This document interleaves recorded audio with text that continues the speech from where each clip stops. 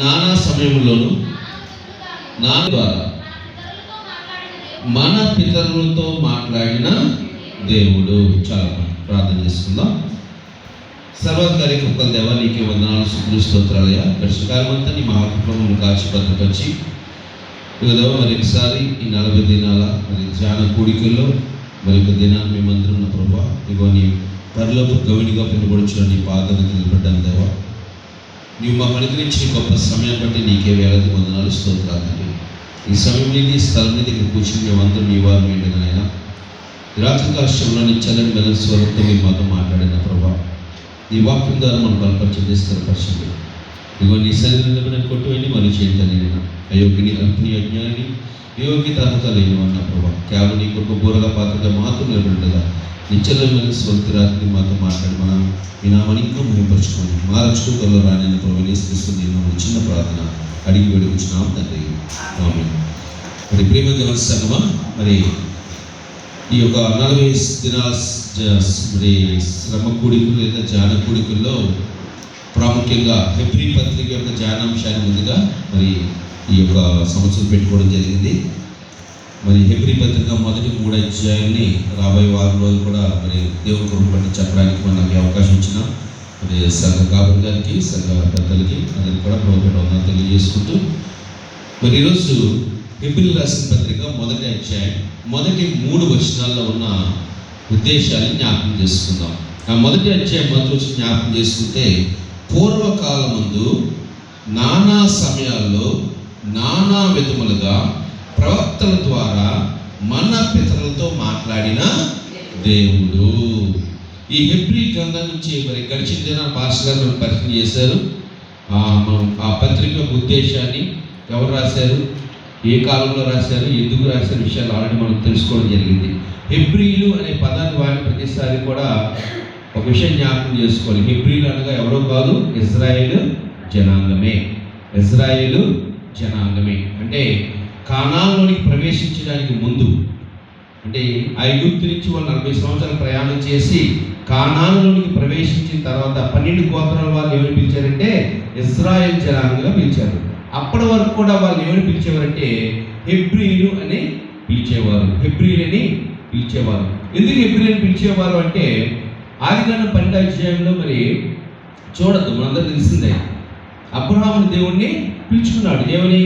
అబ్రహామా, నీ దేశాన్ని, నీ కుటుంబాన్ని, నీకున్న సమస్తాన్ని విడిచిపెట్టి రా అన్నప్పుడు, ఆ పిలుపు అందుకున్నప్పుడు అబ్రహాం ఎక్కడున్నాడంటే ఇజ్రాయెల్ దేశానికి పైభాగంలో ఉన్న కల్దీలైన ప్రాంతంలో, ఊరనే ప్రాంతంలో ఆయన ఉన్నాడు. అక్కడ ఉన్న అబ్రహాంని దేవుడు పిలుచుకున్నప్పుడు అబ్రహాం ఏం చేశాడంటే తనకున్న సమస్తాన్ని, బంధువుల్ని, కుటుంబాన్ని, దేశాన్ని విడిచిపెట్టి ఆ కల్దీల ప్రాంతం నుంచి ఎక్కడికి వచ్చాడంటే కానాను దేశానికి వచ్చాడు. ఇలా వస్తున్న క్రమంలో ఆయన ఏం చేశాడంటే ఆ 2 దేశాలకి మధ్యలో ఉన్న యూఫ్రటీస్ అనే నదిని దాటారు. ఆ యూఫ్రటీస్ నదిని దాటడాన్ని బట్టి హెబ్రీలు అనే పేరు వచ్చింది. హెబ్రీలు అనే పదానికి అర్థం ఏంటంటే నదిని దాటిన వారు. చూడండి, మన దేశంలోని పాకిస్తాన్ నుంచి బంగ్లాదేశ్ వస్తే వాళ్ళు ఏమంటాం, వీళ్ళు వలస వచ్చిన అంటాం కదా. అలాగే అబ్రహాం చూసి, అబ్రహాం కుటుంబాన్ని చూసి ఏమంటే వీళ్ళు నది దాటి వచ్చిన వాళ్ళు రా, వీళ్ళు నది దాటి వచ్చిన వారు. ఆ నది దాటిన వారు అన్న పదానికి అర్థం ఏంటంటే హెబ్రీలు అంటే నది దాటి వచ్చిన వారు అని అర్థం. సో అప్పటి నుంచి కూడా అబ్రహాం సంతానం అందరూ కూడా ఏమని పిలిచేవారంటే హెబ్రీలు అని పిలుస్తూ వచ్చేవారు. అయితే 430 సంవత్సరాలు ఐగుప్తులో వారు ఉన్న తర్వాత, ఆ దాస్యం నుంచి విడిపింపడిన తర్వాత యాకోబు యొక్క 12 గోత్రాలను దేవుడు ఆశీర్వదిస్తూ వారికి ఏ పేరు పెట్టారంటే ఇశ్రాయేలు జనాంగంగా పిలువబడ్డారు. అంటే కానాన్లోకి ప్రవేశించిన తర్వాత వాళ్ళు ఏంగా మారిపోయారంటే ఇశ్రాయేల్గా పేరు మార్చబడ్డారు.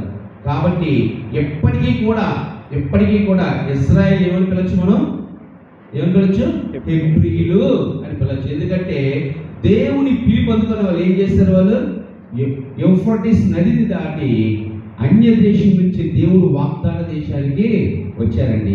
ఈరోజు అదే హెబ్రీలకి గ్రంథకర్త ఉత్తరాన్ని రాస్తున్నాడు. ఎందుకు రాస్తున్నాడంటే ఆ దినాన మీ పితరుడైన అబ్రహాము ఆ కల్దీల ప్రాంతాన్ని విడిచిపెట్టి యూఫ్రటీస్ నది దాటి కానాను దేశానికి వచ్చాడు. ఈరోజు మీలో చాలా మంది కూడా ధర్మశాస్త్రం నుంచి విడిపింపబడి యేసుక్రీస్తులోనికి వచ్చారు. కానీ అలా వచ్చిన వారు ఏమవుతున్నారంటే మరలా వెళుతిరి ఎక్కడికి వెళ్ళిపోతున్నారంటే ఆ పాత నిబంధన యొక్క ధర్మశాస్త్రాలకు మరలా వెనక్కి వెళ్ళిపోతుంటే వాళ్ళని చూసి బాధపడుతూ వాళ్ళు స్థిరపరచడానికి ఈ గ్రంథకర్త ఏం చేస్తున్నాడంటే గ్రంథాన్ని రాస్తున్నాడు. అంటే హెబ్రీలు అనగా అబ్రహాము సంతానము, మోషే ద్వారా ధర్మశాస్త్రాన్ని పొందుకున్నవారు, మోషే ద్వారా మరి బలులు ఆజ్ఞలను పక్కాగా పాటించేవారు. ఇటువంటి వారు యేసుక్రీస్తుని అంగీకరించి అవన్నీ కూడా విడిచిపెట్టి ధర్మశాస్త్రాన్ని యేసుక్రీస్తు నెరవేర్తించాడు, ఈయన నిజమైన పస్కా బలి పశువులు గుర్తించి ఆయనలోనికి వచ్చిన తర్వాత వారి విశ్వాసం అనేది ఏమవుతుందంటే ఇప్పుడు మరలా కదిలిపోతుంది. అయ్యో మనం ధర్మశాస్త్రాన్ని విడిచిపెట్టామేమో, బలులను విడిచిపెట్టాసేమో, ఒకవేళ మనం ఇందులోకి వచ్చి తప్పు చేస్తామేమో అని చాలా మంది ఏమవుతున్నారట వెనతిరిగి వెళ్ళిపోతున్నారట. ఇంకొంతమంది విశ్వాసంలో నిలబడి ఏమనుకుంటున్నారంటే హింసల్ని శ్రమల్ని పొందుకుంటున్నారు. ఇప్పుడు ఈ గ్రంథకర్త ఉద్దేశం ఏంటంటే రెండు ఉద్దేశాలు. మొదటి ఉద్దేశం ఏంటంటే ఆనాటి ఇశ్రాయేల్ ప్రజలు ఎవరైతే హెబ్రీలుగా పిలువబడుతున్నారో ఆ ఇశ్రాయేల్ ప్రజలు ఎవరైతే యేసుక్రీస్తుని అంగీకరించారో ఆ అంగీకరించిన వారు మరలా వెనక్కి వెళ్ళడానికి వీలు లేదు. ఇది మొదటి కండిషన్. రెండవ కండిషన్ ఏంటంటే ఎవరైతే ఇంకా ఇశ్రాయేలీలు నిజమైన మెస్సీగా యేసుక్రీస్తుని అంగీకరించకుండా ఇంకా ధర్మశాస్త్రంలోనే ఉండిపోయారో వారందరూ కూడా ఎక్కడికి రావాలి? యేసుక్రీస్తు దగ్గరికి రావాలి. ఈ హెబ్రీ పత్రికలో ఉన్నవి రెండు యొక్క ప్రధానమైన పనులు. ఒకటి యూదయ సాంప్రదాయం నుంచి ఇశ్రాయేల్ జనాంగం నుంచి వచ్చిన వారు మరలా తిరిగి వెళ్ళడానికి వీలు లేదు, వాళ్ళందరూ స్థిరంగా ఉండాలి. రెండవది ఎవరైతే ఇంకా యేసుక్రీస్తుని అంగీకరించకుండా ఇంకా ధర్మశాస్త్ర సంబంధమైన పాత నిబంధన కాల ఆచారాలు ఉండిపోయారో వాళ్ళందరూ కూడా మెస్సీగా క్రీస్తుని అంగీకరించి ఏం చేయాలి? యేసుక్రీస్తు దగ్గరికి రావాలి. ఈ రెండు లక్ష్యాన్ని పెట్టుకొని గ్రంథకర్త ఏం చేస్తాడంటే ఉత్తరాన్ని ప్రారంభిస్తున్నాడు. ఇప్పుడు జ్ఞాపకం చేసుకుందాం.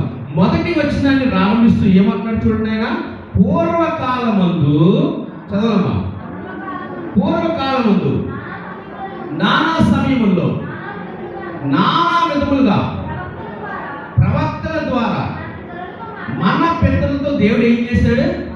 చూడండి, గ్రంథకర్త ప్రారంభిస్తూనే ఏం మాట్లాడుతున్నాడంటే మన పెద్దల గురించి మాట్లాడుతున్నాడు. రెండోది ఎవరి గురించి మాట్లాడుతున్నారండి? పెద్దలతో మాట్లాడిన దేవుడి గురించి మాట్లాడుతున్నాడు. పెద్దలతో దేవుడు ఎవరి ద్వారా మాట్లాడిన ప్రవక్తల గురించి మాట్లాడుతున్నాడు. అంటే ఇశ్రాయేల్ ప్రజలకి అబ్రహాము మొదలుకొని ఆనాటి నుంచి ఈనాటి వరకు ఇశ్రాయేల్కి ఉన్నది ఆచారం పద్ధతి ఏంటంటే దేవుడు మాతో మాట్లాడతాడు. ఎలా మాట్లాడతాడు? తన ప్రవక్తల ద్వారా మాట్లాడతాడు. మాకు కష్టం వచ్చిందనుకో మేము ప్రవక్తకి చెప్తే ప్రవక్త ఏం చేస్తాడు? దేవుడితో మాట్లాడతాడు.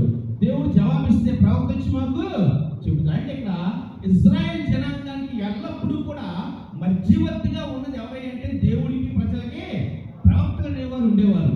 అందుకే ఈ హెబ్రీ గ్రంథకర్త తన యొక్క గ్రంథాన్ని ప్రారంభిస్తూ మొదటగా ఏం మాట్లాడుతాడంటే అయ్యా ఎంతకాలము మన పితరులందరితో దేవుడు మాట్లాడడానికి ఆనాటి కాలం నుంచి ఎవరు వాడుకున్నాడు అంటే ప్రవక్తల్ని వాడుకున్నాడు. ఆ ప్రవక్తల ద్వారా దేవుడు ఏం చేశాడంటే మనతో మాట్లాడుతూ వచ్చాడు అంటున్నాడు. నిజమే, దేవుడు పాత నిబంధన కాలం మొదలుకొని ప్రతి సందర్భంలో కూడా ఆయన తన ప్రజలతో మాట్లాడడానికి ఎవరు వాడుకున్నాడంటే ప్రవక్తల్ని వాడుకున్నాడు. చూడండి, ఇర్మియా రాసిన గ్రంథము 25వ అధ్యాయం 6వ వచనం.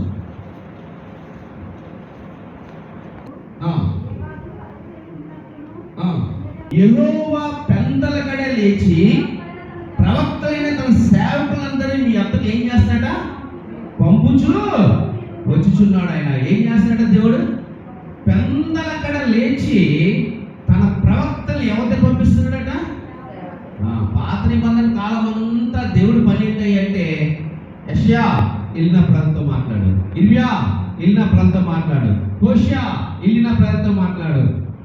ప్రతి సందర్భంలో కూడా దేవుడు తన ప్రవక్తల్ని పంపించి ఏం చేసేవాడంటే తన ప్రజలతో మాట్లాడాడు. పెందల కడ లేచి అంటే అర్థం ఏంటండి చెప్పాలి?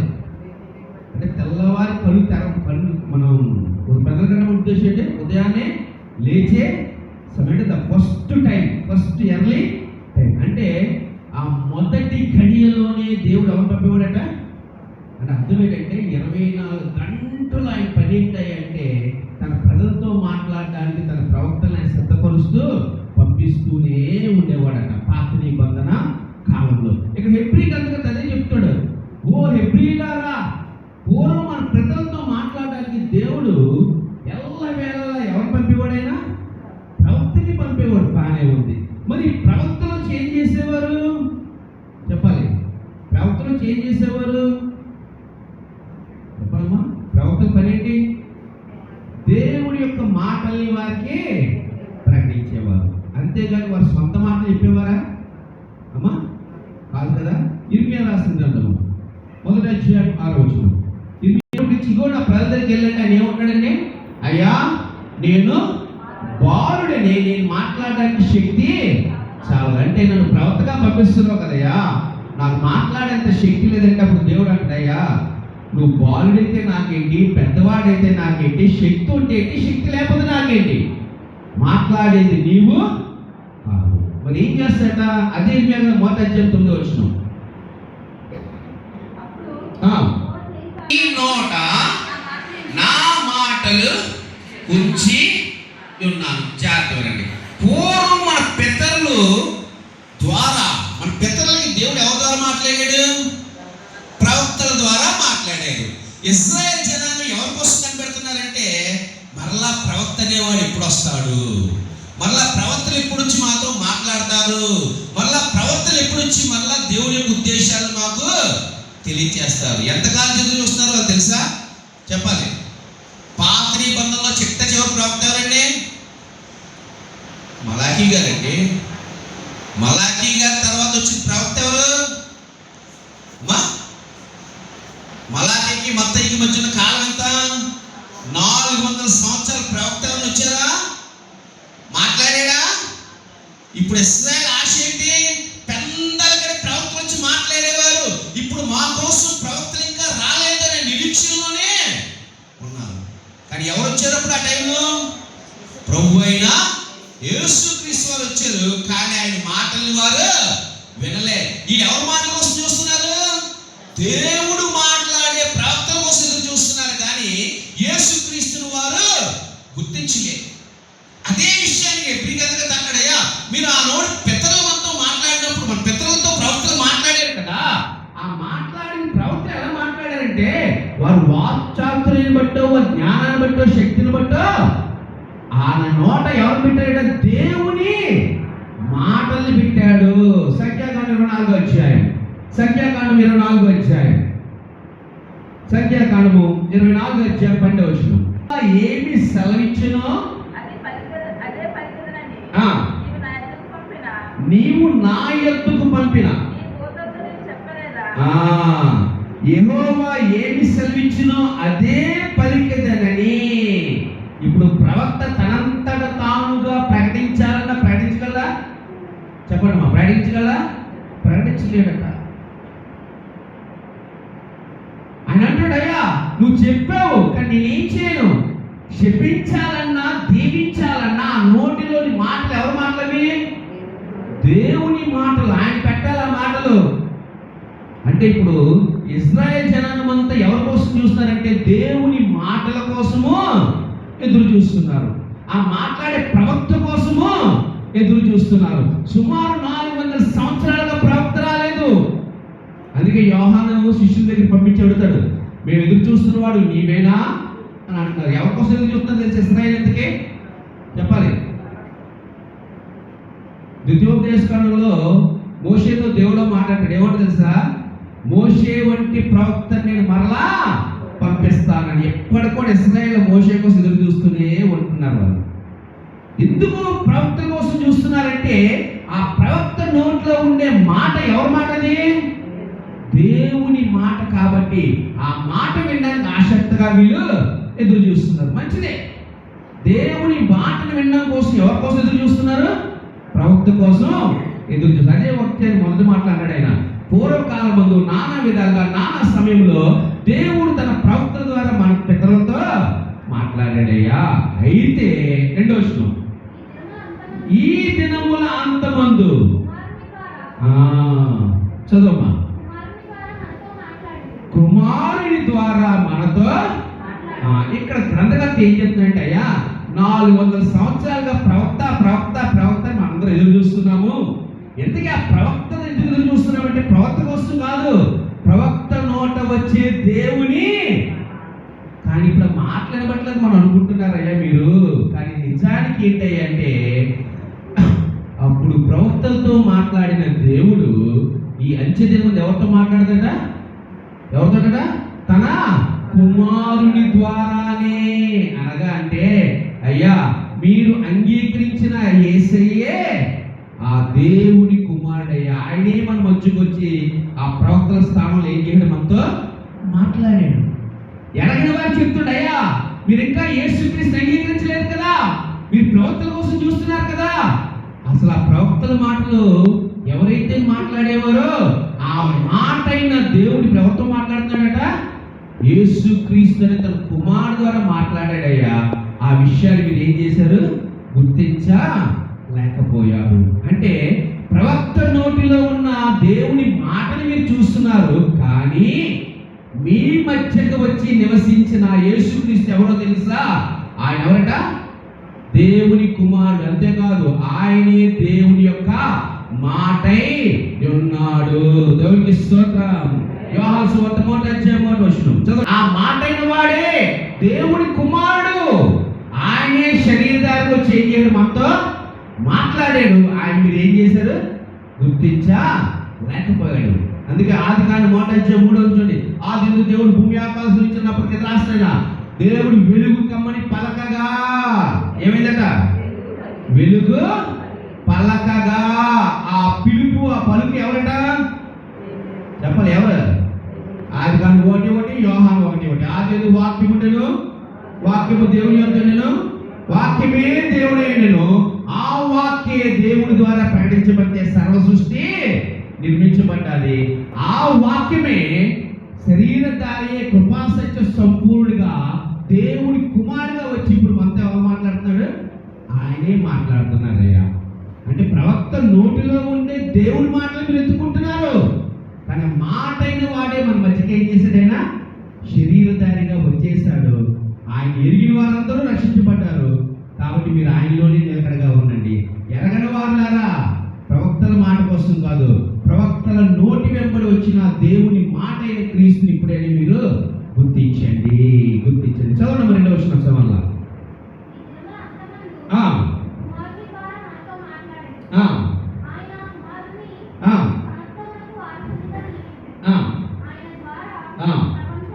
చూడండి, ఇక్కడ గ్రంథకర్త పరిచయం ఎలా చేస్తాడో చూడండి, అద్భుతంగా చేస్తున్నాడు. వాళ్ళ నిరీక్షణ ఏంటంటే ప్రవక్తల ద్వారా దేవుడి యొక్క మాటలు కావాలి. ఇప్పుడు ఆయన ఎట్లా పరిచయం చేస్తున్నాడంటే, మీరు ఎదురు చూస్తున్న మాట్లాడే ప్రవక్తలు రాదు, కానీ ఆ ప్రవక్తలు మాట్లాడించిన వాక్యమైన దేవుడే మన మధ్యకే మనిషి కుమారుడుగా వచ్చేసాడయ్యా, మన మధ్య నివసించాడయ్యా. మనతో ఆయన ఆల్రెడీ మాట్లాడాడు. ఆయన ఎటువంటి వాడో తెలుసా? ఆ వాక్ అయిన వాడు అంటే ఇర్మియా నోట్లో పెట్టిన మాట ఎవరైనా? ప్రభు అయినా యేసుక్రీస్తు వారు. హెజ్కేలు నువ్వు చక్కగా నిలబడు, నేను నీతో మాట్లాడాలని ఆయన గ్రంథపు చుట్టలు ఇచ్చి ఆయన నోటి ద్వారా మాట్లాడిన మాట ఎవరు? ప్రభు అయినా యేసుక్రీస్తు వారు. ఆ మాటగా ఉన్న వ్యక్తి, ఆ వాక్ అయిన వ్యక్తి ఈరోజు ఎట్లా వచ్చాడని శరీరధారిగా వచ్చాడు. ఆయన ఎవరో తెలుసా? దేవుని యొక్క కుమారుడు. ఆయన దేవుని కుమారుడు. ఆయన మన మధ్యకే వచ్చాడు, మనతోనే మాట్లాడాడు. కానీ మనలో చాలా మంది ఏం చేస్తారు? ఆయన్ని గుర్తించలేకపోయామయ్యా. మీరు ఇంకా ఎదురు చూస్తున్న ప్రవక్తల కోసం కాదు, ఇప్పుడు ఎదురు చూడాల్సింది ఎవరి గురించి మాట్లాడాలి? మీరు ప్రవక్త నోట మాటై శరీరధారికి వచ్చిన కుమారుడైన క్రీస్తును మీరు తెలుసుకోండి అని వారిని హెచ్చరిస్తున్నాడు. అంతేకాకుండా యేసు క్రీస్తుని పరిచయం చేస్తున్నాడు వారికి. ఎలా పరిచయం చేస్తున్నాడు చూడండి, అక్కడ 4 విషయాలు చెప్తాడు. మొదటి మాట, సమస్తమును ఎలా కలిగేడా? చెప్పాలి. సమస్తం ఎలా కలిగే? ఆయన ద్వారానే కలిగే.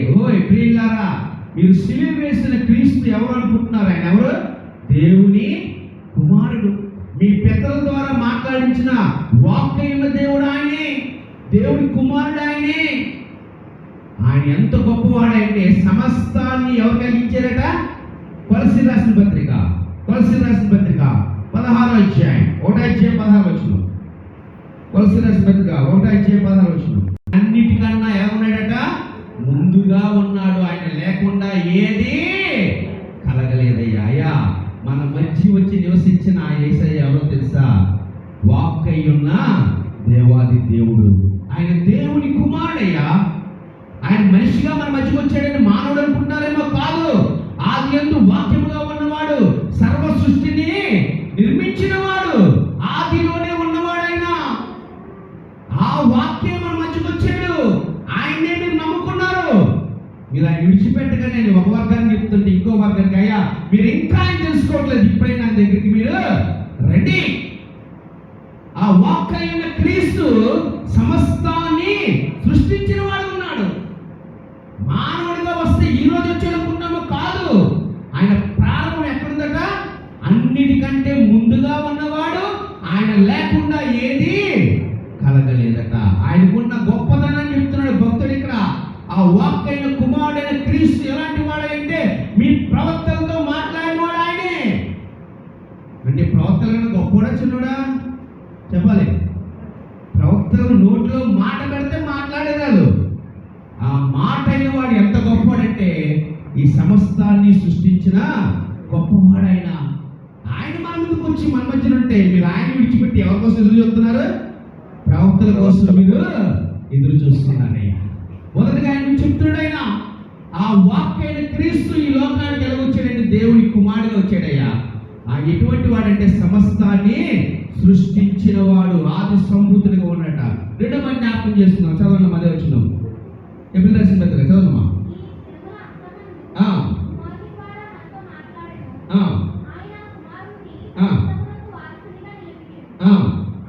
ఆయన ద్వారానే ప్రపంచంలో ఏం చేయడట? సో సమస్తాన్ని నిర్మించిన సృష్టికర్తగా ఎవరున్నారు ఇక్కడ? వాక్యమై ఉన్న శరీరధారిగా వచ్చిన ప్రభువైన యేసుక్రీస్తు వారు సమస్తాన్ని సృష్టించినాడు. అందుకే ఆది యందు వాక్యమై ఉన్నాడు. ఆది యందు దేవుడు పలుకగా సృష్టిని ఏం చేయడైనా నిర్మించి. అదే కొలస్సీ గ్రంథంలో అక్కడైనా భూమి మీద కింద ఉన్న సమస్తాన్ని నిర్మించింది ఎవరంటే ఆయనే సృష్టించాడు. రెండో విషయం ఏమంటాడు చూడండి, ఇంకా ఆయన చెప్తూ, ఆయన దేవుని మహిమ యొక్క తేజస్సు. ఆయన ఎవరంటైనా చెప్పాలి, దేవుని మహిమ యొక్క తేజస్సు. ఇప్పుడు ఇక్కడ ట్యూబ్ లైట్ ఉందండి. ట్యూబ్ లైట్ ఆన్ చేయగానే ఏమొస్తుందండి? ప్రకాశంగా వెలుగు వస్తుంది. ఇంతకీ వెలుగు ఎవరు? ట్యూబ్ లైట్ ఎవరు? రెండు వేరు ఉంటా చెప్పనమ్మా. ట్యూబ్ లైట్ ఆపితే వెలుగు కనబడదు. ఇంతకీ వెలిగిస్తుంది ట్యూబ్ లైటా, వెలుగు వేరా? అంటే ట్యూబ్ లైట్ ఏం చేస్తుంది అంటే తన వెలుగుని ప్రకాశిస్తుంది. ఆ ప్రకాశాన్ని బట్టి మనం దేని గుర్తిస్తున్నాం? ఒకవేళ లైట్ లేకపోతే ట్యూబ్ లైట్ ఉందంటే ఒప్పుకుంటాం, మనం పనిచేతులు ఒప్పుకుంటామా? అలాగే తండ్రి ఎలా ఉంటాడు నాకు తెలియదండి. కానీ తండ్రి తేజస్సును ప్రతిబింబించిన వాడు ఎవరంటే ప్రభు అయిన యేసు క్రీస్తు వారు. తండ్రిని ఎవరైనా చూసారా? చూడలే. మరి ఎలాగైనా చూడాలి అంటే నా తేజస్సును చూపించే నా మహిమను ఎవరికి ఇచ్చారంటే నా కుమారుడికి ఇచ్చానయ్యా. అంటే ఇప్పుడు కుమారుడి మహిమలో ఎవరు కనబడుతున్నారు? తండ్రి కనబడుతున్నాడు. అందుకని అక్కడైనా చూడండి, మాట చదవండి ఒకసారి. చూడండి, ఆయన దేవుని మహిమ యొక్క తేజస్సు అయి ఉన్నాడు. అంటే యేసు క్రీస్తుని నువ్వు మహిమలో చూస్తున్నావు అంటే అర్థం తెలుసా? ఆ మహిమ వెనకాల ఎవరున్నారు? ఆయన తండ్రి ఉన్నాడు. నువ్వు తండ్రిని చూడలేవు, కానీ తండ్రిని చూడాలంటే ఆ తండ్రి మహిమను కలిగిన, ఆ తేజస్సును కలిగిన, అక్కడ మంచి మాట అంటారండి, the radiance of glory of the God. అంటే దేవుని యొక్క మహిమ ప్రత్యక్షతను చూపించేవాడు ఎవరంటే ప్రభు అయిన యేసుక్రీస్తు వాడు. అంత స్థానమైంది. ప్రవక్త ఎక్కడ పడతారు చెప్పండి? ప్రవక్తను చూస్తే తండ్రిని చూడొచ్చా? చెప్పడమ్మా, ఏ ప్రవక్తని చూస్తే తండ్రిలా కనబడతారా? మోషే లాంటి వాడే దేవుడితో స్నేహితుడితో మాట్లాడి, మోషే అయ్యా నిన్ను చూడలేనని బండ సందులో దాక్కుని వెనక భాగాన్ని చూసి పారిపోయాడు. ఆయన మోషే కంటే గొప్ప అవుతున్నారా ఇశ్రాయేల్ ప్రజల్లో? లేరండి. దేవుడి తర్వాత ఇశ్రాయేల్ అది ఎక్కువగా నమ్మేది ఎత్తే అవ్వదు కదా, మోషే పిచ్చానికి ఇశ్రాయేల్ జనాన్ని. అలాంటి మోషే తండ్రి మహిమని చూడలేకపోయారు. కానీ ఈరోజు ఆ తండ్రి మహిమని ప్రత్యక్షపరిచి ఆ తేజస్సు ఎవరికి ఇచ్చారట? దేవుడు తన కుమారుడైన క్రీస్తు ఇచ్చాడు. చూడండి, కొలస్సీయులకు రాసిన పత్రిక 1:15 కొలస్సీయులకు రాసిన పత్రిక 1:15 ఫిలిప్పీయులకు రాసిన 2:6 సృష్టికి అదృశ్య దేవుడు ఎవరు? ఇప్పుడు చెప్పాలి, తండ్రి. అంటే అదృశ్యుడు అంటే కనిపించినవాడు. ఎవరైనా ఆ అదృశ్య దేవుని యొక్క ఎవరిటైనా స్వరూపే. అంటే నువ్వు దేవుని చూడాలి అంటే ఎవరు చూడాలి? యేసు క్రీస్తు ప్రత్యక్షత నువ్వు చూడగలిగితే నువ్వు ఎవరు చూసినట్టు? తండ్రిని. అంటే అంత మహిమ దేవుడు ఎవరికి ఇచ్చాడంటే తన కుమారుడైన యేసుక్రీస్తు వారికి ఇస్తే మీరు ఆయన్ని విడిచిపెట్టారు. ఆయన మాటని పలికిన మనుషుల కోసం మీరు ఏం చేస్తున్నారు? వెతుకుతున్నారు. ఇప్పుడు మీరు ఎతకాల్సిన ఎవరిని? మాట్లాడేవాడినా? ఆ మాట అయిన దేవుడినా? మాట అయ్యున్నా వాక్యమైన క్రీస్తుని ఎతకాలి. ఆయన మన మంచికి వచ్చాడయ్యా, మనతో మాట్లాడాడయ్యా. ఆయన మామూలు వ్యక్తి కాదు, సమస్తాన్ని నిర్మించిన సృష్టికర్త. అంతేకాదు, ఆయన తండ్రి యొక్క మహిమని ప్రత్యక్షపరచడానికి ఆయన దేవుడు ఆయన మహిమని తేజస్సు ఇచ్చాడు. ఇంకేమి ఇచ్చాడు చూడండి. ఆయనకి చదువు ఇబ్రాస్ పత్రిక. ఆయన తత్వం యొక్క తత్వం అంటే చెప్పండి.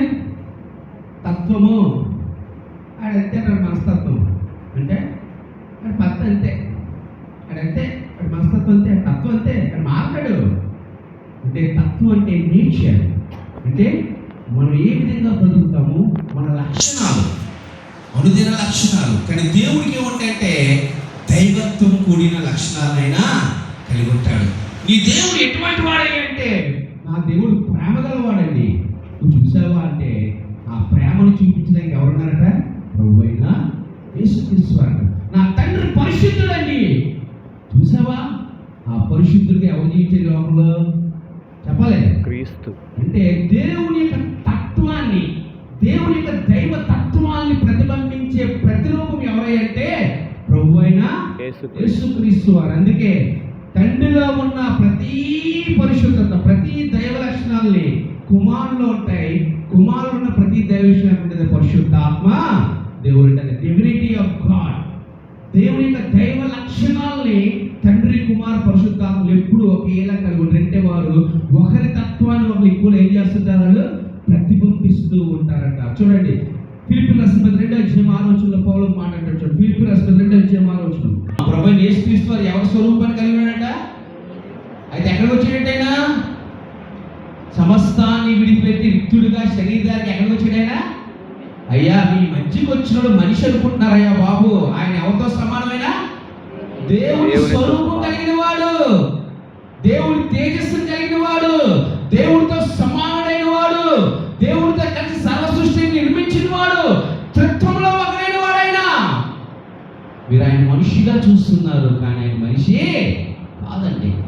కొలస్సీయులకు రాసిన 2:9 కొలస్సీయులకు రాసిన 2:9 అనగా దేవత్వం యొక్క సర్వ పరిపూర్ణత. చూడండి, దైవత్వం యొక్క సర్వ పరిపూర్ణత అంటే దేవుని యొక్క తత్వం అనేది సంపూర్ణంగా శరీరధారిగా ఎవరిలో వచ్చిందట? చదువు వాక్యాన్ని.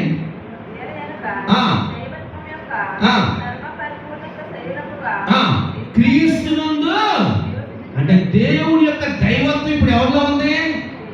శరీరధారిగా వచ్చిన క్రీస్తులు. అందుకే యేసుక్రీస్తు తను చూపుతారంట, మీరు తండ్రిని చూడలేదు, నన్ను చూస్తే ఎవరు చూసినట్టండి? తండ్రిని చూసి. నన్ను చూస్తే మాకు తండ్రిని చూసినట్టే. ఎందుకంటారా? ఆయన యొక్క దైవత్వ లక్షణాలన్నీ శరీరమందు ఈ కుమారుడు ద్వారా దేవుడు ఏం చేయాలంటే లోకానికి ప్రకటించుకున్నాడు. దేవుడి యొక్క ప్రేమ కుమారులో కనబడుతుంది, తండ్రి యొక్క కృప కుమారులో కనబడుతుంది, తండ్రి యొక్క దీర్ఘశాంతము కుమారులో కనబడుతుంది, తండ్రి యొక్క మంచితనము కుమారులో కనబడుతుంది. అంటే దైవత్వం ఉన్న ప్రతి లక్షణాన్ని ఎవరు కలిగి ఉన్నారంటే ఇప్పుడు శరీరధారి అయిన క్రీస్తు కలిగి ఉన్నారు. అటువంటి దేవుని మీరు నమ్మారు, ఆయన విడిచిపెట్టగలరు. ఆయన దగ్గరే ఉండండి. మీరు నమ్మింది ఒక మానవుని కాదు, దైవ కుమారుణ్ణి, వాక్యమైన క్రీస్తుని మీరు నమ్మారని ఆయన యొక్క గుణ లక్షణాలు చెప్తున్నాడు. మొదటిగా ప్రవక్తలతో మొదలెట్టాడయ్యా, ప్రవక్తలను చూడకండి అయ్యా, ప్రవక్త నోట మాట ఉన్న దేవుడే మానవుడుగా వచ్చాడు. ఒకటి, ఆయన సమస్తాన్ని సృష్టించాడు. రెండు, దేవుడి యొక్క మహిమని తేజస్గా కలిగి ఉన్నాడు.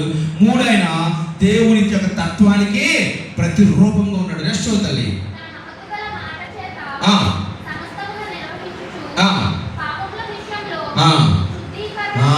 నాలుగో పని ఏం చేయడట, ఆయన పాపముల విషయంలో శుద్ధీకరణ చేసేసాడు. ఓ హెబ్రీలారా, మీరు పాపం కోసం శుద్ధీకరణ చేయాలంటే ఏం చేయాలి? బలర్పించాలి. దూడను, మేకను, గొర్రెను, పావురాలను తీసుకొని మీరు బలర్పించాలి. కానీ మానవుడిగా వచ్చిన దేవుడి కుమారుడు ఆయనే పాప విషయం ఏం చేయడట? సిద్ధి కలిగించాడు. ఏప్రిల్ రాసిన పత్రిక 9వ అధ్యాయం, ఏప్రిల్ రాసిన పత్రిక 9వ అధ్యాయం 26వ వచనం. ఆమె ఏం చేయడట? బలిగా అర్పించుకున్నా పాప నివారణ చేయుటకై ఒక్కసారి ప్రత్యక్ష పరచబడేను. ఆయన ఒక్కసారి ప్రత్యక్షపరచబడ్డారండి. సృష్టికర్త, తండ్రి మహిమని కలిగినవాడు, తండ్రి యొక్క దైవత్వాన్ని కలిగిన వాడు, సమస్తాన్ని నిర్మించిన వాడు ఒక్కసారి భూమి మీదకి వచ్చాడైనా. ఆ ఒక్కసారి వచ్చిన వాడిని మీరు పట్టించుకోలేదయ్యా. ఆ ఒక్కసారి వచ్చి మీరు నమ్మలేదు. ఆయన ఎందుకు వచ్చాడు తెలుసా? ఒక్కసారి అందరి కూడా ఏం చేయడట? పాప శుద్ధీకరణ చేయడానికి తను తాను ఏం చేయకుండా బలిగా అర్పించుకున్నాడు. మొదటి యోహాను రాసిన పత్రిక 3వ అధ్యాయం 5వ వచనం. మొదటి యోహాను రాసిన పత్రిక 3వ అధ్యాయం 5వ వచనం. తీసివేటికై ఆయన ప్రత్యక్షం ఆయననే మీకు తెలియను. దేనికోసం వచ్చాడు ఆయన?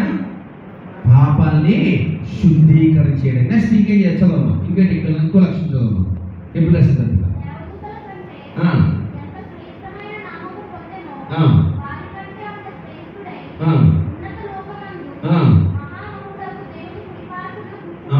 చివరిగా అంటున్నాడు ఆయన. ఇప్పుడు ఆయన ఎక్కడ ఉన్నాడు? ఆయన దేవుని కుడిపార్శ్వమున్నాడయ్యా.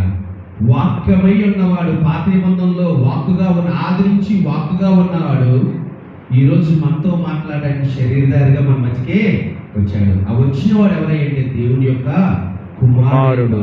ఆయన సమస్తాన్ని సృష్టించిన వాడు, దేవుని మహిమని కలిగిన వాడు, దేవుని యొక్క తేజస్సుని కలిగిన వాడు, దేవుని యొక్క దైవత్వానికి ప్రతిబింబంగా ఉన్నాడు ఆయన.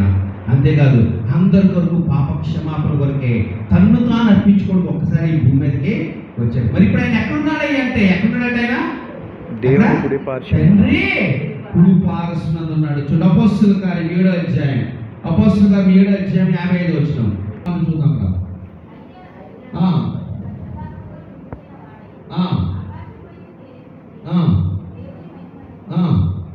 యేసు దేవుని కుడిపార్శ్వమందు నిలిచియుండుట చూచి ఎక్కడున్నాడు? యేసు ఎక్కడున్నాడా? దేవుని కుడిపార్శ్వమందు ఉన్నాడయ్యా. దేవుని యొక్క కుడిపార్శ్వమందు ఉన్నాడు. చెప్పండి, దేవుని యొక్క కుడిపార్శ్వమందు ఏ ప్రవక్తలైనా ఎవరైనా చూసారు ఎప్పుడైనా? చెప్పాలి. దేవుడి కుడిపార్శ్వమందు ఏ ప్రవక్తలైనా చూసామా? చూడలే. రేపు సంఘం ఎత్తబడిన తర్వాత అంతిమ తీర్పు జరిగిన తర్వాత బహుశా అందరూ వెళ్ళి సెల్ఫీగా ఫోటో తీసుకుంటూ ఉంటామేమో. కానీ ఇప్పటి వరకు ఎవరు ఆయన కుడిపార్శ్వనా?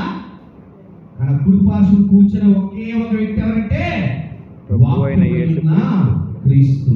ప్రవక్తల నోట మాటగా ఉన్న ఆది సంభూతుడైన క్రీస్తు, శరీరధారిగా వచ్చిన క్రీస్తు. మీరు ఆయన దేవుని కుమారుడు చూడలేకపోతున్నారు. ఇది ఆయన క్యారెక్టర్, ఇది ఆయన, ఇది అసలైన వాడు. ఇతన్ని విడిచిపెట్టి ప్రవక్తల కోసం, ప్రవక్తల మాటల కోసం చూస్తున్నారు మీరు. ఆ మాటని పెట్టిన దేవుడే మీ మధ్యకు వచ్చి మాట్లాడాడయ్యా. ఈరోజు ఆయన మీరు కలిగి ఉన్నారు కాబట్టి ఆ విశ్వాసాన్ని మీరు వదులుకోవద్దు. ఎవరైతే ఇంకా ఆయన ఎరగలేదో, ఓ యూదులారా, ఓ హెబ్రీయులారా, ఆనాడు మీ ప్రవక్తలతో మాట్లాడేవాడే ఇప్పుడు దేవుడి కుడిపార్శ్వలో కూర్చున్నాడయ్యా. ఒక్కసారే శరీరధారిగా వచ్చాడు ఆయన. ఆది యందు వాక్కుగా ఉన్నవాడు ఆయనే దేవుని యొక్క నిజమైన కుమారుడిగా ఉన్నాడు. ఈ మొదటి 3 వచనాల గ్రంథకర్తకి ఉద్దేశం ఏంటంటే, హెబ్రీయులు ఎదురు చూస్తున్న, ఇజ్రాయెల్ ఎదురు చూస్తున్న ఆ ప్రవక్త యొక్క, ఆ ప్రవక్తల కంటే శ్రేష్టమైన వాడు, ప్రవక్తల నోట మాటగా నిలబడిన వాడు, నిజమైన దేవుని కుమారుడే మన దగ్గరికి వచ్చి మనతో మాట్లాడాడు. ఆయన మాటలు మనం విన్నాము. ఈరోజు ఆ ప్రభువు మీరు విడిచిపెట్టకండి, ఆ విన్న మాటలు పట్టుకొని నిలబడని చెప్పడం కోసము క్రీస్తు యొక్క ఔన్నత్యాన్ని చూపిస్తూ ఎక్కడి నుంచి ప్రారంభించాడంటే వారు ఎదురు చూస్తున్న పాత నిబంధన ప్రవక్తల యొక్క మాటలతో ఆయన ప్రారంభించాడు. ఆ మాటకి ఆది సంభూతుడైన ప్రభువుని పరిచయం చేశాడు. ఆయన యొక్క కుమారత్వాన్ని ఆ మొదటి 4-3 వచనాలు ఏం చేయాలంటే ఆయన ప్రతిబింబించేశాడు. ఆయన వాక్కుగా ఉన్నాడు, శరీరధారి కుమారుడిగా వచ్చాడు, సర్వ సృష్టిని సమస్తాన్ని నిర్మించిన వాడుగా ఉన్నాడు, తండ్రి యొక్క మహిమ యొక్క తేజస్సు గలవాడుగా ఉన్నాడు, తండ్రి యొక్క దైవత్వానికి ఆయన నిలబడండి ప్రతి రూపముగా మూర్తిమంతంగా ఉన్నాడు ఆయన. అంతేకాదు అందరి కోసము పాప శుద్ధీకరణ చేయడానికి తను తాను ప్రత్యక్షపరచుకున్న వాడుగా ఉన్నాడు. మరి ఇప్పుడు ఏం చేస్తున్నాడు అంటే తండ్రి గుడి పార్శ్వమందు కూర్చున్న వాడై ఉన్నాడు. ఆయనని మీరు నమ్మారు, ఆయనే మీరు నమ్మారు కాబట్టి హో ప్రియులారా ఆయనని మీరు విడిచిపెట్టకండి.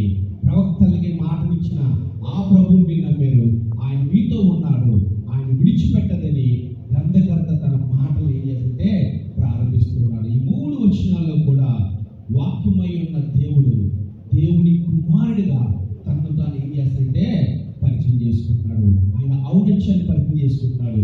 మనుషులు ఇశ్రాయేలు ప్రజలను చూస్తున్న ప్రవక్తల కంటే గొప్ప శ్రేష్ఠుడు కంపేర్సే లేదు. వారు నిర్మించిన వాడు ఆయనే, వారి నోట మాట పెట్టిన వాడు ఆయనే.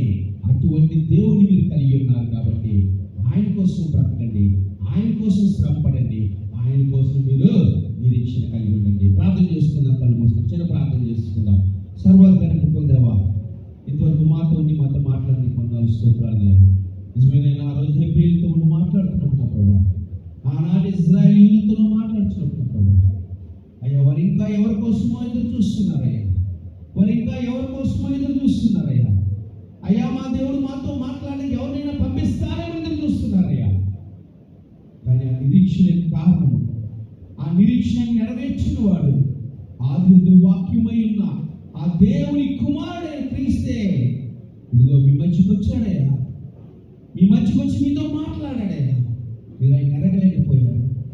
ఇదిగో ఆయన యొక్క గొప్పతనం ఇది, ఆయన యొక్క ఉన్నతమైన స్థితి అది. అయ్యా ఈ దినాన్ని నీ కుమారుడు ద్వారా నేను మాకు కలిగిన రక్షణకు సంతోషిస్తున్నాను. నిజమే తండ్రి నాయన, మేము నిన్ను చూడలేము తండ్రి నాయన, మేము నిన్ను గుర్తించేమేమో తండ్రి నాయన. అయ్యా నీ యొక్క దైవత్వం ఏ విధంగా ఉన్నదో మాకు తెలియదు కానీ నా ప్రభా, అయ్యా నిన్నుగా ప్రతిబింబించడానికి నీ కుమారుడైన క్రీస్తు మా మధ్య పంపించావు తండ్రి నాయన. ఆయనలో మేము నిత్యము నిన్ను చూడగలుగుతున్నాం తండ్రి. ఎందుకంటే మీరు ఒకరిలో ఒకటిగా ఉండరాదు నాయన. ఒక దినాన్ని మేము కూడా నీతో ఏకమవుతామంటున్నాం. యోహాను సువార్త ఇదిగో నేను తండ్రిని ఏకమై ఉన్నలాగా మీరు నాతో కలిపి ఏకమవుతారు అంటున్నాను. నిజమే తండ్రి. ఈరోజు ఆ కుమారుడైన క్రీస్తుని ఆయన ఆ రోజు ఎప్పుడు తెలుసుకోలేకపోయాడు తండ్రి. ఈరోజు కూడా చాలా మంది తెలుసుకొని అయ్యా ఆయన విడిచిపెట్టి వెనక్కి వెళ్ళిపోతున్నామేమో తండ్రి. ఎంత గొప్ప దేవుణ్ణా మేము నమ్మేము, ఎంత గొప్ప దేవుణ్ణా మేము వెంబడిస్తున్నాం, ఎంత సృష్టికర్త ఎంత గొప్ప దేవుణ్ణా మేము ఈరోజు కలిగి ఉన్నాము.